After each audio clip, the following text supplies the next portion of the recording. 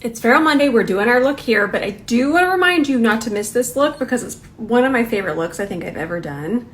It's so pretty and I love it so much. So I'm gonna leave the link right here.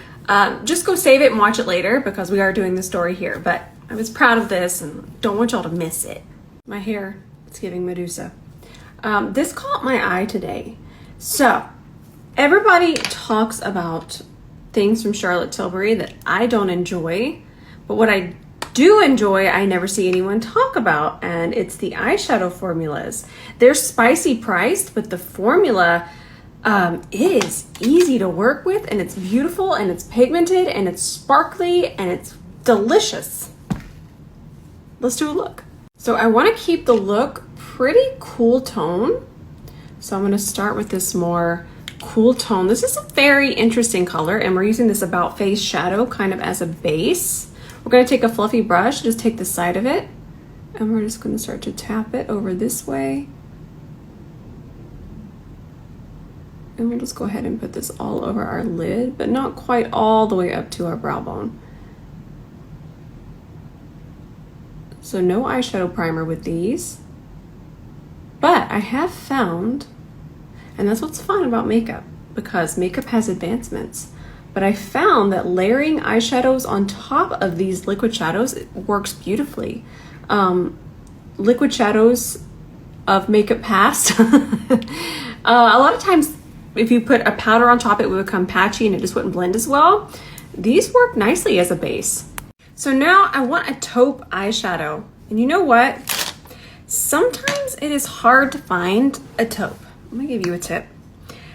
What I like to do is I will find a brow powder, okay? Find a brow powder that says taupe. This is from Anastasia Beverly Hills and the shade is taupe, which means that it will more than likely be a true taupe. This one definitely is, and I also do just kind of throw some in my brows too. In fact, me and this brow, we're fighting today. So I'm gonna just run that through really quickly. That should soften them a little bit. But other than that, I'm going to take it on that same brush and I'm just going to push this into my socket. And isn't that a fun idea? This is something I wish I would have thought of. Some of us might already have a brow product that says taupe on it. If not, it's something that you can use on your brows. No, even as dark as mine are. I was saying, as dark as my brows are, I still use this. And I really think that y'all will use it because taupe is actually a more difficult shade to find in shadows, especially if we're just starting on our makeup journey, so we're not really sure what exactly a taupe is. That's taupe. This right here, that's taupe. And then we can even use that lighter shade to kind of soften and transition this top part. Fun, right?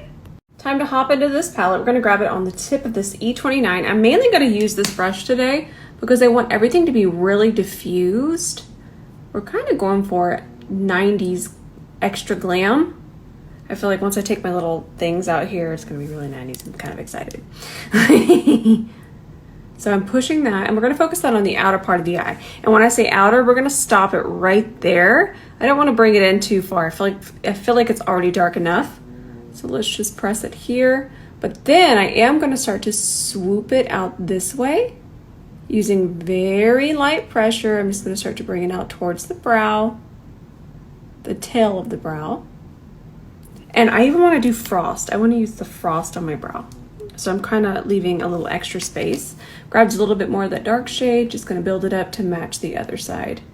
Pressing this onto the lid. You want to know, this is probably not interesting to some of you, but maybe it is. Whenever I'm doing looks and it's from a specific time period, I think about what brush that they would have used at that time. And for me, I'm thinking, when I look back at pictures and I look at maybe Kevin Aquan doing Naomi Campbell's makeup, I look at the brush that he would be using on the eye, and it was normally a fluffier big brush like this. So I thought that that was really cool. So whenever I'm doing something from a certain time period, I like to factor in what size brush would have been used. I love this so much. I know it looks horrifying, but remember, it is Feral Monday. Where are we going now? Makeup Town, that's where. So what we'll do is we're gonna grab this, yes, this shade, grab it on the side of that E29. Let's place it here. Oh yes. That one's just kind of a little bit of a satiny finish, so pretty. I've already filmed once today, so you're gonna see lash glue. Hee hee hee hee. All I do is film. Wait till you see this shimmer with back camera. I mean, look at it right now. What in the heck? Why is no one talking about these shadows? So I want to just kind of place that in the center, and I'm just grabbing the E29. I feel like we could carve our entire lid. It's so sparkly and so pigmented. If we switched, it's not the look I want today, but if we switched to a C30, we could just carve this out and that would be so intense. I want it a little bit more diffuse, so that's why I'm gonna use the fluffier brush. This is stunning. Oh my gosh, and it's definitely giving 90s vibes. So pretty. I'm gonna grab MAC Feline pencil. It was just the closest one to me. Use any black pencil. I feel like this one's discontinued, but it's not special, so don't feel like you're missing out. It was just the closest. And I went pretty heavy. Okay. Perfect. It's gonna look absolutely chaotic. Now let's grab this on our E27, and then we're gonna tap that to smudge it. Remember, we wanna tap it because that liner underneath there, any type of gel liner, really any eye pencil, it's wanting to dry. And when it's wanting to dry, if we kind of swipe back and forth too much, we run the risk of it becoming patchy and lifting and chaos.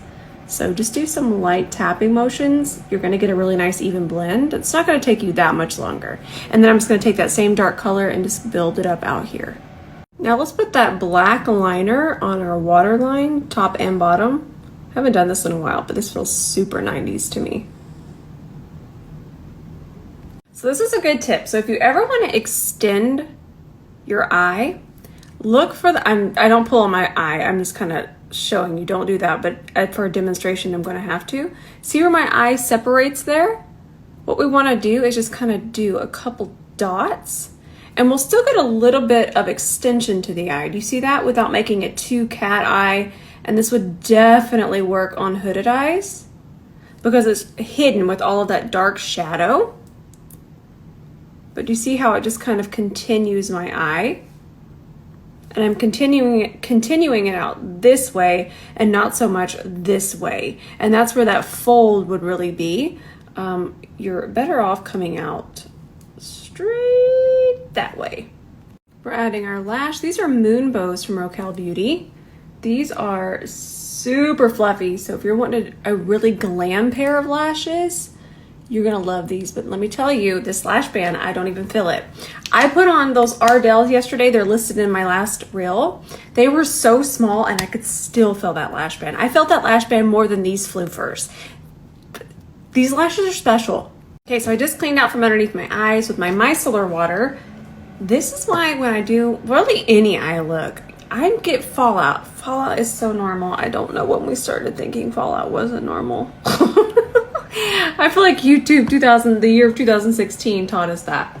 It's not a bad thing, especially when it comes to specific techniques, how much you need to pick up on your brush. There's just so many variables. That being said, it's easy to clean it up. Super easy. And then we just reapply our eye cream. It's my fave from Elemis. You'll know how much I love this one. Just gonna scoop some out. Perfect. Need my little eye brush. I love these, by the way. This is the eye treatment brush from Anissa Beauty. I also really love to use brushes because my nails are so long and they're really easy to clean. You just clean them just like a makeup brush.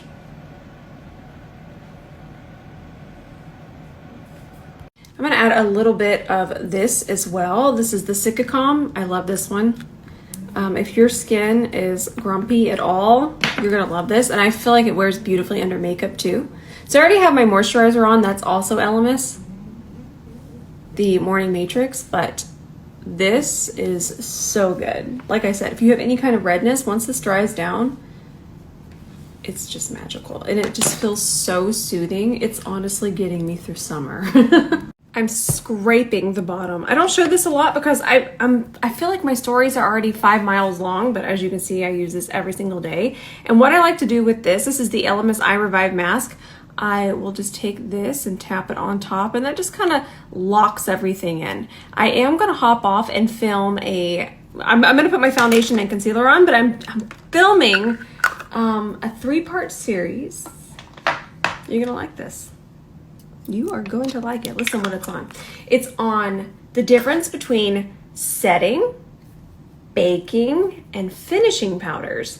I've been getting asked a lot about that. I will say a lot of it is going to be preference in powders, but you're going to see my preferences, and these have worked for me for a very long time. Not even in brand. Obviously, we know I love this, but a loose powder as opposed to a pressed powder under the eye. You'll see. I'm feeling fancy today. So I'm going to use my Tom Ford foundation. I'm actually going to have to switch shades, but look at this match now. Remember how good the other one matched? It's a little too light for me. Look at this match. I had bought 2. I knew it. I know it's a spicy price, but I will say I have been wearing it and I love the formula. I'm balanced to dry and it just wears beautifully. And now we've got another delicious match. And let's give a hand to the C42 foundation brush here, just melting this in. Please keep in mind that I'm pressing. You're gonna get the most out of the brush if you use these pressing motions. Let's not forget that ear. That's a really pretty match. I'm gonna put a little extra here. Oh, and don't be afraid of it not lasting. The other one doesn't even look like I've used it, and I've used it so much. So let's take a little bit of that foundation on our E29, and I'm just gonna soften these edges. I didn't want to do that feline, really extreme cut eye. I wanted to go for something a little bit more rounded, but it will need to be melted in towards the edges. And then we'll just take some here, kind of clean that up. We'll take some here. Natasha Denona Concealer, shade R5. And once I blend this, I'm gonna hop off and go film the powder. Part 1, I'm so excited. I miss our series. Although I'm having fun with what I'm posting now. I feel like I'm posting more eyeshadow stuff, more, a little bit more intricate stuff, and it feels really good. We're having fun. So we'll work that in with our C31. Remember, we want to have a small brush. The closer to the eye, the smaller the brush, because you're just able to really work that in around those hard to reach areas. And the more worked in and more thinned out, evened out that product is, the better it's going to wear around the eye area. And really anywhere that we're more expressive. Say our forehead, we're definitely more expressive there, so we want a tiny brush. I'm back, and then I'm even going to green screen some of my favorite setting powders, because we're starting with setting powders. I'm so excited, I just have to tell y'all. It's probably confusing you, but you'll see the video. I'm gonna start posting it probably Wednesday. I'm probably not gonna post tomorrow, but I am gonna go ahead and set the rest of my face with this. Even though this is a powder foundation, you have to remember that you absolutely can layer this on top of your foundation for a little bit more coverage. This particular formula is made of magic dust. It's really not, but it's just so weightless and it's so pretty. I am only setting the perimeter of my face, just for a little bit more coverage. Just feeling pretty glam in this look. Underneath my eye in the center is the Givenchy powder. So I dug this out. We've been reorganizing and I have been missing this. I don't know where it went. It ran away. It RUNNOFT. Really quickly, illamasqua is such a cool brand. I don't know if y'all remember, but illamasqua used to be in Sephora. I feel like Sephora used to have such cool brands in it. Not that they don't now, but they were brands that were super artistic, very innovative. So what that line is doing there in the middle, that's going to cancel any orange. So cool, just so cool. And I feel like they were ahead of their time and they needed a lot more education, and I couldn't help them then because I wasn't as much into education when they launched. So now I feel responsible. I feel like 90s vibes, it would not have been peach. It would have been something really coppery. So let's use this one from e.l.f. I'm starting with very small amounts because I don't know how pigmented this is. I feel like I've used it, but it's been a while. So if you're thinking, oh, that's not pigmented, I'm being very careful because I don't really want to overdo it. Ooh, that's perfect. So now we went back into this shade and that goes underneath here. And then, how do we have something and then it just runs away that quickly? Then we're gonna grab the taupe shade again and then I just kind of soften these edges. And then I wanna connect it, oh, my phone's a little tilted, there we go. And then I wanna connect it over this way a little bit more. And just kind of soften those edges. So I feel like this would be the perfect 90s lip liner.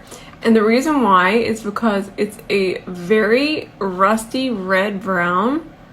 And I feel like this is all that we saw in magazines, this color. It's ingrained in my head. This excites me. This is fun. I am having fun. Oh, and by the way, normally I would absolutely do my lipstick first, but I wasn't sure if this was going to be the right color. So I just went ahead and did this first. The only reason I'm doing lip liner first is because I just needed to make sure that it was that color that I had envisioned. So I haven't added any lipstick and I'm glad I didn't. I kind of had an idea that just rubbing my lips back together, I would get that perfect color, and we'll just add a little bit of a gloss on top, something a little bit more transparent. It's perfect. Okay, I went feral and I wanted to add just a little bit of definition with the shade Chestnut from MAC.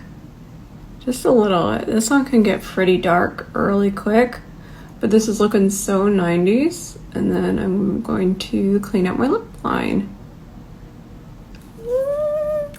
Now it's time to frost. Oh, don't think I forgot the frost.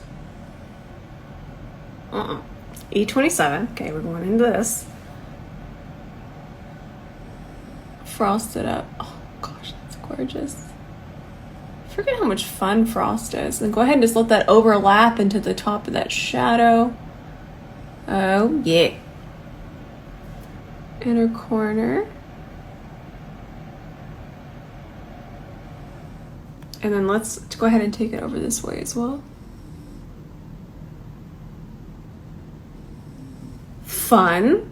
So I just added a little bit of MAC clear lip gloss because I know it was something that was used in the 90s. Obviously this isn't just a perfect 90s tutorial. It's very much paying homage to it. But the colors, the frost, the cooler tones, the curls, I don't know. I was in a mood.